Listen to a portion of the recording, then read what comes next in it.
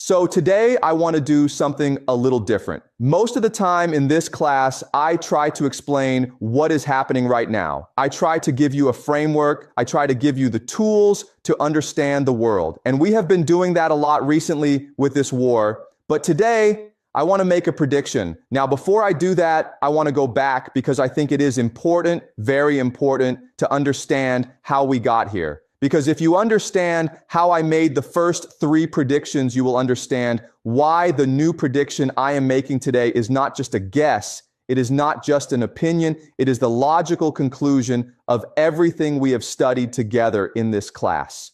Okay? So let us go back to May 2024. It is May 2024. Joe Biden is still the president of the United States. Donald Trump is facing 91 criminal charges. Most people in the media are saying Trump cannot win. Most people are saying there will be no war with Iran. The world looks relatively stable. And in this classroom, I made three predictions. Prediction number one, Donald Trump will win the presidential election in November 2024. Prediction number two, the United States will go to war with Iran. Prediction number three, the United States will lose this war, and this loss will forever change the global order. Now, two of these predictions have already come true. Trump won, America went to war with Iran, and the whole world is now watching to see if the third prediction comes true as well. But here is what I want you to understand today. I did not make those predictions because I am special. I did not make those predictions because I have some magical ability to see the future. I made those predictions because I used a method, a framework, and that framework is what I call predictive history,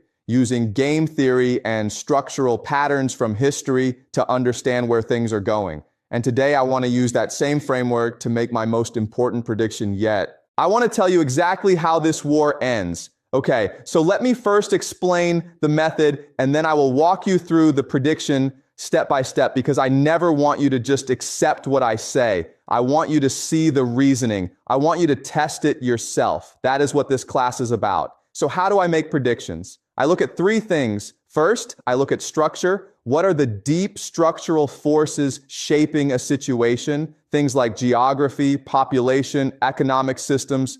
These things do not change quickly. They constrain what is possible. Second, I look at incentives. In game theory, every player in the game is trying to maximize their own interest. So I ask, what does each player actually want? Not what they say they want, what they actually want, because those two things are often very different. Third, I look at history. Not because history repeats exactly, it does not, but because human beings are human beings, empires are empires. And certain patterns appear again and again across thousands of years. If you know those patterns, you can see them playing out in real time.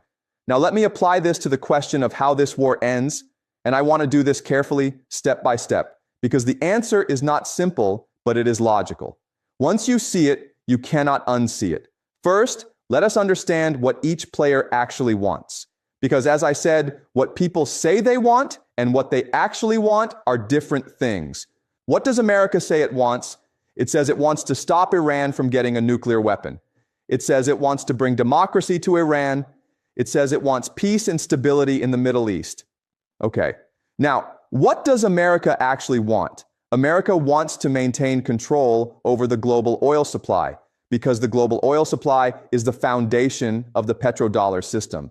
And the petrodollar system is the foundation of American financial power. Remember what we have discussed before. Since 1973, all oil in the world has been traded in US dollars. This creates permanent global demand for the dollar. It is what allows America to print money and run huge deficits without its economy collapsing. Without the petrodollar, America cannot afford its military. Without its military, it cannot maintain its empire. So the real goal of this war is simple. Control the Middle East, control the oil, keep the petrodollar alive. Now, what does Iran want? Iran wants to survive. That is the most basic thing. Iran has been under American sanctions for decades. America has been trying to regime change Iran since 1979. Iran has watched what happened to Iraq when America invaded. It watched Libya get destroyed. It watched Syria get destabilized. Iran knows that if it does not fight back, it will be destroyed. So Iran's first and most fundamental goal is survival. But Iran also wants something more. Iran wants to be recognized as a legitimate regional power. It wants to end the sanctions permanently. It wants to control the Strait of Hormuz, not just now during the war, but permanently as a tool of economic leverage. And it wants its allies, Yemen, Hezbollah, Iraq, to be protected as part of any settlement.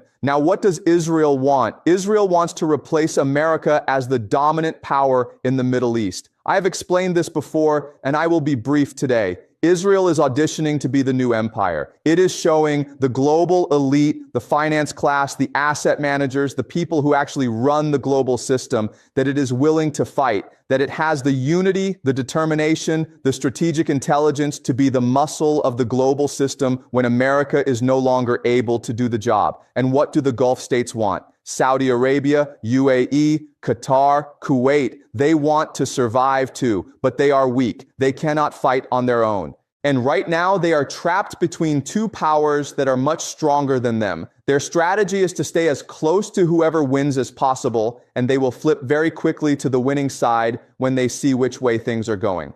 Okay, now I have the players and their real interests. Let us look at the structural realities, because interests alone do not determine outcomes. Structure does. So here are the key structural facts of this war, and I want to go through these carefully because they are the foundation of my prediction. Structural fact number 1, America is winning the air war but cannot win the ground war. Let me explain this. In an air war, America is dominant. America has the most advanced fighter jets, the most advanced bombers, the most advanced targeting systems. And in the opening phase of this war, America did serious damage to Iran. It struck nuclear facilities. It targeted leadership. It tried to destroy missile and drone factories. But here is the problem. You cannot win a war from the air alone. This is not just my opinion. This is one of the most well-established facts in all of military history. No country in modern history has ever been regime changed purely from the air. You can bomb a country endlessly, and it will not surrender if the population is determined and the leadership is resilient. The Americans bombed North Vietnam for years. Vietnam did not surrender. The British bombed Germany for years in World War II. Germany did not surrender from the air. It surrendered when Soviet and American ground troops were physically inside its territory. So if America wants to achieve its goal of regime change in Iran, it eventually has to send ground troops. There is no other option. But a ground invasion of Iran is, as I have said many times, potentially catastrophic.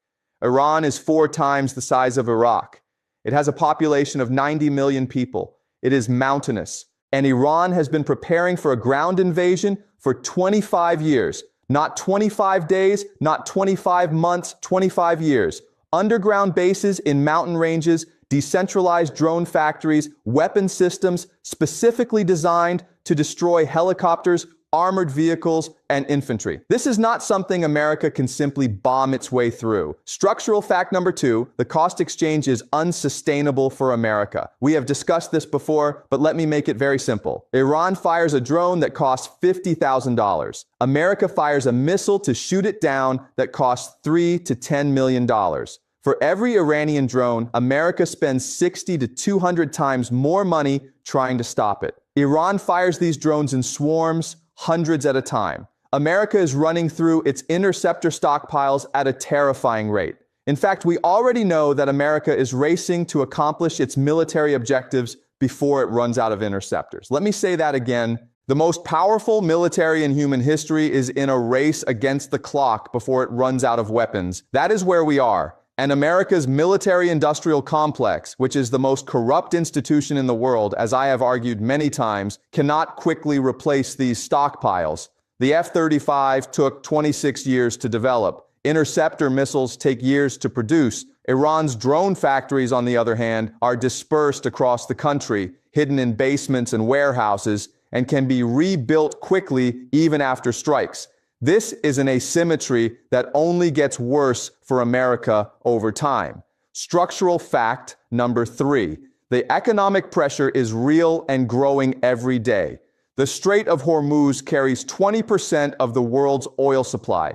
Iran is effectively controlling it right now. This is not just a military issue. This is an economic weapon pointed directly at the global economy. And now Yemen has entered the war and is threatening the Red Sea, which carries another 12 to 15% of global trade.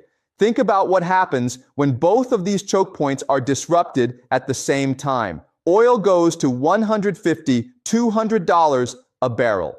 Fertilizer becomes scarce. Food prices rise globally, and a global recession begins. This creates political pressure inside America that no president can resist because ordinary Americans are already asking, why are we fighting this war? Why are gas prices going up? Why is my grocery bill going up? And the answer is this war. Structural fact number 4, American political will is fragile and declining. Only about 40% of Americans support this war right now. That number will go down, not up, as casualties increase and economic pain grows.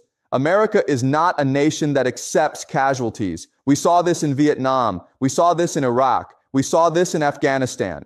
Every time America gets into a long, expensive, painful war with no clear victory in sight, the political will collapses. And with it, the ability to fund and sustain the war collapses too. Iran knows this. Iran has studied American psychology very carefully. For 20 years, Iran has been analyzing American political behavior. It knows that the American public has a pain threshold. And Iran's entire strategy is built around pushing America past that threshold. Okay, so now I have the structure, I have the players and their interests, and I have the key constraints. Now let me give you the prediction. I believe this war ends in one of two ways. And which way it ends depends on one critical question. Does America send ground troops into Iran or not? Let me explain both scenarios. Scenario 1, America does not send ground troops. It keeps this an air war. In this scenario, America continues bombing Iran from the air. Iran continues firing drones and missiles. The war goes on for months, possibly years. America depletes its interceptor stockpiles. The cost keeps rising. The political pressure at home keeps building. Oil prices stay elevated. The global economy suffers. And eventually, and this is the key word, eventually America looks for an exit, a face-saving way out. Trump goes on television and says something like, "We have achieved our objectives. We have significantly degraded Iran's military capabilities. We are declaring victory and bringing our forces home." But here is what actually happens. America withdraws from the Middle East. The Gulf states, seeing that America is leaving, immediately start hedging. Some of them, Qatar, Oman, move toward Iran. Others, Saudi Arabia, UAE, move toward Israel. The petrodollar system weakens significantly, and Iran, still standing, still in control of the Strait of Hormuz, emerges as a legitimate regional power for the first time in decades. In this scenario, America loses the war. But the loss is not catastrophic. America survives. It retreats from the Middle East, but it does not collapse. It is weakened, yes. Its credibility is damaged, yes, but it does not fall. Now let me tell you scenario 2. America sends ground troops into Iran. In this scenario, America decides that air power alone cannot achieve regime change. The pressure from the GCC countries, Saudi Arabia, UAE, becomes unbearable because they are being pounded by Iranian drones and missiles, and they are screaming at America to finish this once and for all. The pressure from Israel is enormous, and Trump, who does not have a clear strategy and who is increasingly desperate, decides to roll the dice and send in the Marines. This is where things get very dangerous because Iran has been waiting for exactly this moment. For 25 years, Iran has been planning for a ground invasion. It has underground military bases in mountain ranges that America has not located. It has weapon systems specifically designed for close-range combat that it has not yet used. And it has something even more powerful, a population of 90 million people who believe this is a war for their survival. But even more dangerous is what happens around Iran when ground troops go in. If America is physically inside Iranian territory, what stops Iraq from moving its forces into Kuwait and Saudi Arabia simultaneously? What stops Yemen from entering Saudi Arabia from the south? Suddenly, America's bases in the Gulf, the bases it needs to supply and reinforce its ground troops in Iran, are threatened from multiple directions at once. America could find itself not just in a quagmire inside Iran, but with its entire position in the Middle East collapsing around it. In order to fight a serious ground war in Iran, America would need hundreds of thousands of troops. The entire active U.S. military is about 1.3 million people. America would have to institute a national draft. Young men as young as 18 would be forced to join the army and sent to fight in Iran. Do you think the American public would accept this? No. This would cause enormous social unrest inside America. It could cause something close to a civil war within American society. It would be the end of Trump politically, and it would accelerate the financial collapse of the American economy. This is the ground invasion trap, and if America walks into it, the loss is not just a loss. It is a catastrophic, empire-ending loss. So these are the two scenarios: an air war that ends in a managed American retreat, or a ground war that ends in American catastrophe. Now, here are my 3 specific predictions for how this war ends based on these 2 scenarios and the structural analysis I have just walked you through. Prediction 1, there will be no ground invasion of Iran. I know many people are saying ground troops are coming. I know the Marines are heading to the region, but I do not believe a full ground invasion of Iran will happen. And here is why. The people around Trump, the smart ones, the ones who actually understand the military situation, they know what a ground invasion of Iran means. They know it means a draft. They know it means years of war. They know it means the end of Trump's political career and possibly American financial stability.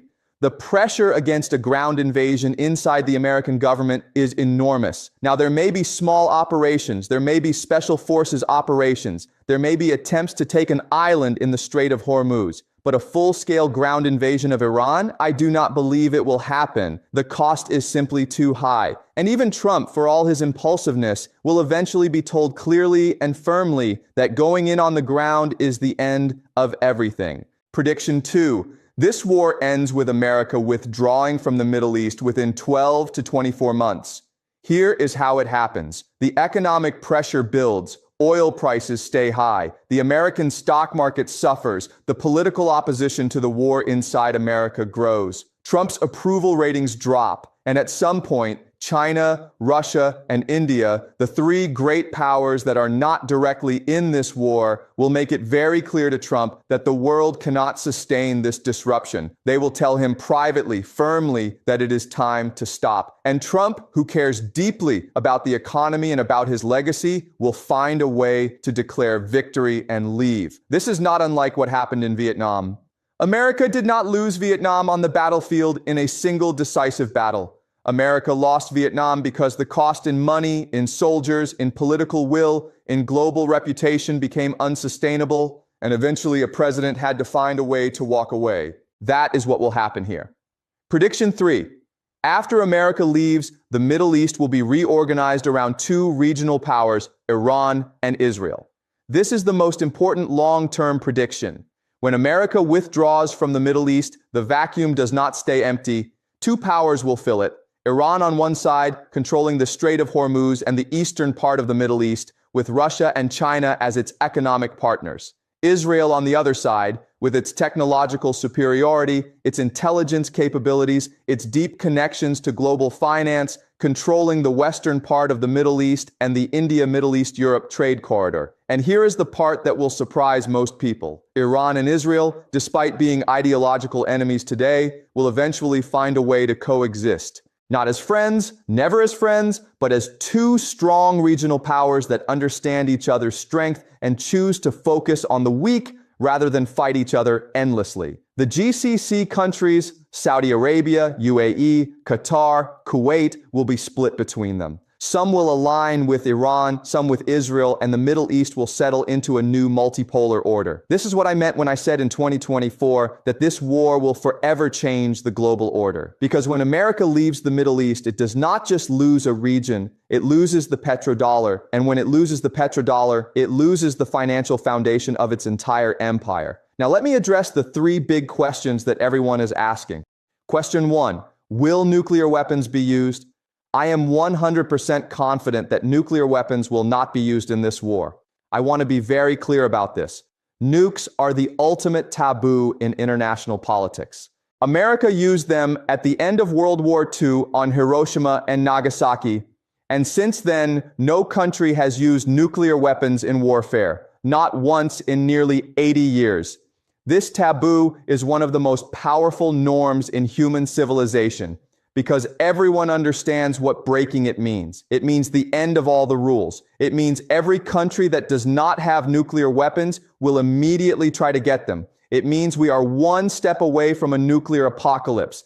Israel will not use nuclear weapons. America will not use nuclear weapons. And if I am wrong, well, we will all be dead and it will not matter. But I am not wrong. No nuclear weapons. Question 2. Will Trump negotiate a deal with Iran directly? No. And here is why. Iran will not negotiate with America directly right now. Not because Iran is being stubborn, but because Iran has a very logical reason not to. Every time Iran has negotiated with America in the past, America has broken the agreement.